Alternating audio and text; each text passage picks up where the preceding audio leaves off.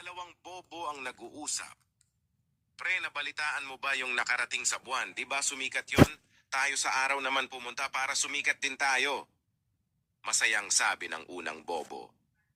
Bobo ka ba? Mainit kaya sa araw? Nadidismayang sabi ng pangalawang bobo.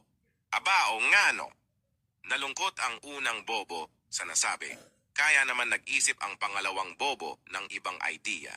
Ganito na lang pre, sa gabi na lang tayo pumunta para di mainit.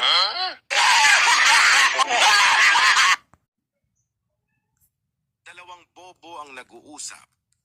Pre, nabalitaan mo ba yung nakarating sa buwan? Di ba sumikat yon? Tayo sa araw naman pumunta para sumikat din tayo. Masayang sabi ng unang bobo.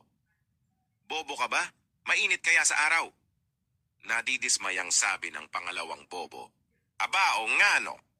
Nalungkot